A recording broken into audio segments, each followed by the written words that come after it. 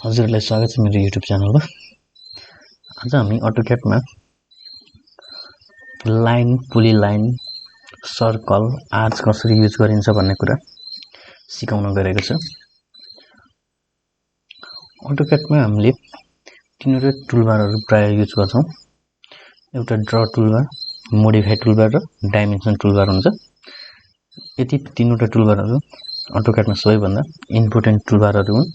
त्यसपछि अरु टुलबारहरू पनि छन्, तर सबैभन्दा इम्पोर्टेन्ट टुलबारहरू चाहिँ यी तीनवटा हुन्। आज हामी ड्र टुलबारबाट सिक्न गएका छौं। लाइन कसरी तान्ने, पुली लाइन कसरी युज गर्ने, सर्कल कसरी युज गर्ने र आर्च कसरी युज गर्ने भन्ने कुरा आज सिक्न गइरहेका छौं।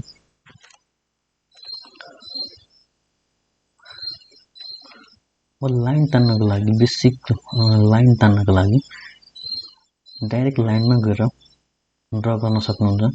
हजुरहरुलाई कति फिटको लाइन तान्न पर्ने हो आवश्यक हुन्छ त्यति हाल्नु भयो भने यसरी तान्न सक्नुभयो। लाइनमा गएर डाइरेक्ट यसरी तान्न सक्नुहुन्छ। यो लाइन स्ट्रेट आएन। यो लाइन स्ट्रेट लिनको लागि हामीले अर्थो अन गर्नुपर्ने हुन्छ। यो लाइनलाई हामीले 1 फिट तान्नु पर्यो, तर यस्तो भएर आयो अनि हामीले के गर्न सकिन्छ, लाइनमा जाने ड्र गर्ने अर्थो यहाँनेर छ। AutoCAD 2007 भर्जन भन्दा माथिको भर्जनहरुमा अर्थो भनेर यहाँ देखाएको हुन्छ, नत्र त्यो 7 मा अर्कैमा हुन्छ, अर्थो लेखेको हुन्छ। योमा चाहिँ यस्तो हुन्छ, यहाँनेर क्लिक गर्यो भने यो एक्टिभ हुन्छ, स्ट्रेट लाइन अब आउँछ।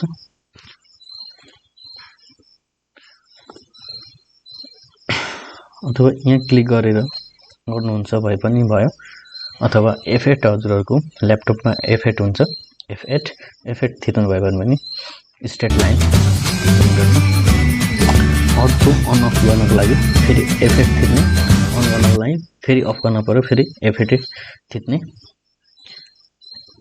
त्यसरी गरेर एक्टिभ गर्न सक्नुहुन्छ र फेरि त्यसलाई डिएक्टिभ गर्न सक्नुहुन्छ। अब लाइन यहाँबाट तान्न सक्नु पर्यो। लाइनमा गएर अथवा एल इन्टर गरेर पनि गर्न सक्नुभयो।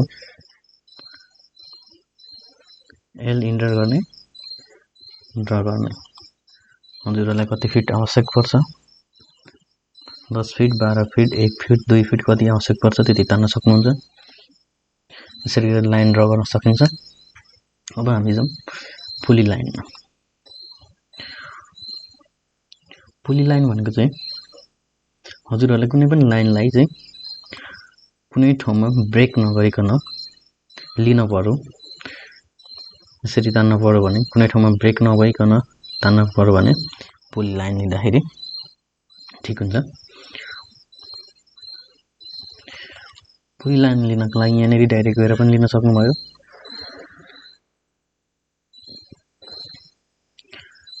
यहाँनेर जाने, पुली लाइनमा जाने, ड्र गर्ने। अब पुली लाइनहरु चाहिँ खासमा हाम्रो सिडीहरुको सेक्सन काट्नको लागि बढी प्रयोग गरिन्छ। अनि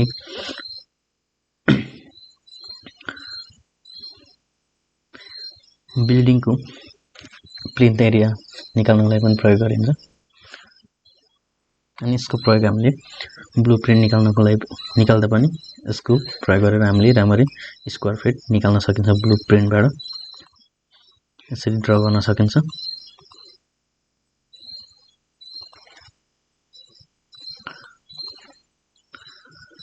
पुली लाइनमा जाने, यस्तै गर्ने। अब कुनै सिडी क्रिएट गर्नु पर्यो भने 10 inch, 5 inch, 10 inch, 5 inch, 5 inch अथवा 6 इन्च, 10 इन्च, 5 इन्च, 10 इन्च यसरी गरेर पुल लाइन हजुरहरूले युज गर्न सक्नुहुन्छ। यो लाइन चाहिँ कुनै ठाउँमा पनि ब्रेक नभई यसरी आउने गर्छ। अब हामी जाम सर्कल। सर्कलको लागि हामीले डाइरेक्ट सर्कलमा गएर यसरी सर्कल ड्रा गर्न सक्नुहुन्छ। सर्कलमा जाने, क्लिक गर्ने, यसरी ड्रा गर्ने। अब रेडियस हान्ने, मैले रेडियस 5 हाने। डाइमेन्सन टुलबारमा जाने, यहाँनिर डायमिटर भन्ने हुन्छ, रेडियस भन्ने हुन्छ। अब यसलाई यसरी गर्नुभयो भने यसरी हाम्रो सर्कलको रेडियस पनि हामीले चेक गर्न सकिन्छ।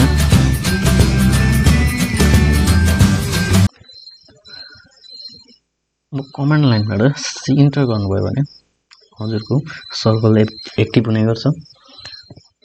8 इन्च डाइमेन्सन लाइनमा जाने, डाइमेन्सन टुलबारमा जाने। अब रेडियस हो, रेडियस चेक गर्ने यसरी। फेरि डाइमेन्सन लाइनमै जाने, रेडियसमा जाने। अब डायमिटरमा जाने, यसरी गरेर डायमिटर पनि चेक गर्न सक्नुहुन्छ सर्कलको।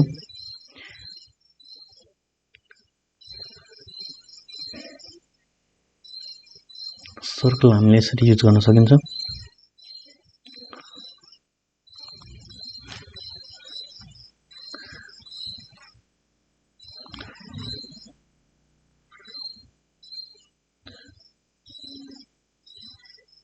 अब हामी जाउँ रेक्टेङ्गलमा। रेक्टेङ्गललाई कसरी युज गर्न सकिन्छ त हजुर डाइरेक्ट गएर रेक्टेङ्गलमा डाइरेक्ट यहाँनिर जाने अनि यहाँनिर गएर रेक्टेङ्गल चुज गरेर यसरी लिएर हजुरहरूले यसरी ड्रा गर्न सक्नुहुन्छ। अब कति फिट हो चाहिएको, 1 फिट बाइ 1 फिट हो भने मैले यसरी गरेँ। यसरी 1 फिट बाइ 1 फिट हान्दाखेरि यस्तो भइदियो भने हजुरहरूको यो राम्ररी सेटअप युनिट सेटअप मिलेको छैन भने यसरी हुन्छ। अब यसरी गर्दाखेरि 1 फिट बाइ 1 फिट गर्न सक्नु भएन हजुरहरूले लाइन लिएर पनि गर्न सक्नुहुन्छ। त्यसो भए त्यस्तो भएन भने लाइन लिनुहोस् अनि यो लाइनलाई अर्थन गर्नुहोस्, 1 फिट हान्नुहोस्, तिर जानुहोस्, 1 फिट फेरि हान्नुहोस्, फेरि मास्तिर 1 फिट गर्नुहोस्। अब यो साइडमा यसरी ड्रा गरेर यो साइडमा यसरी 1 फिट गरेर यसरी इन्टर गर्नुहोस्। 1 फिट बाइ 1 फिटको पिलर हो बनाउने हो भने यसरी रेक्टेङ्गल युज गर्दाखेरि भएन भने यसरी गर्न सक्नुहुन्छ रेक्टेङ्गलको लागि।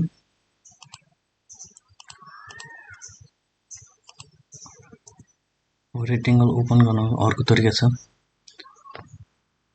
आरएसी गर्नुभयो भने रेक्टेङ्गल एक्टिभ हुन्छ। यसरी आरएसी गरेर पनि कमान्ड लाइनबाट यसरी रेक्टेङ्गल ड्रा गर्न सक्नुहुन्छ।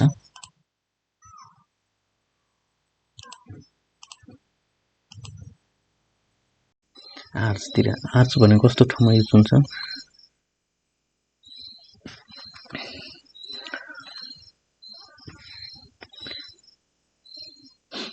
आर्च भनेको चाहिँ कुनै पनि हामीले ड्रइङ गर्दाखेरि नर्मली हामीले युज गर्ने भनेको डोर क्रिएट गर्नको लागि, प्लान डोर क्रिएट गर्न, वालहरुमा आर्च क्रिएट गर्न पर्यो भने आर्च नै युज गर्ने गरिन्छ।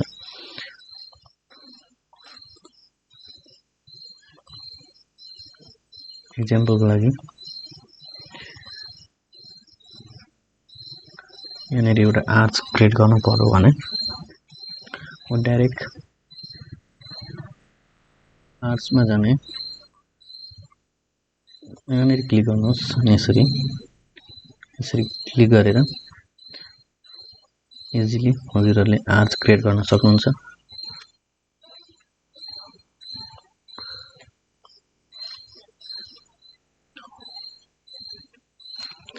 यसलाई कमान्ड लाइनबाट आरसी गर्नुभयो भने हजुरहरूले आर्च ड्रा गर्न सक्नुहुन्छ।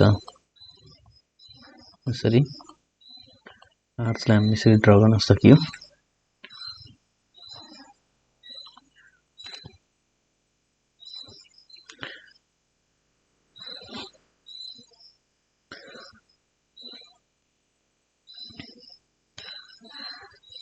आजको लागि भिडियो यति नै। हजुरहरुलाई मेरो भिडियो कस्तो लाग्छ, राम्रो लाग्यो लाइक शेयर सब्स्क्राइब गर्न नभुल्नु होला। यो बेसिक नलेज हो, एडभान्स लेभलको लागि पनि बनाउँला भिडियो। हजुरहरुले मेरो युट्युब च्यानललाई सब्स्क्राइब गरेर सहयोग गरिदिनु होला।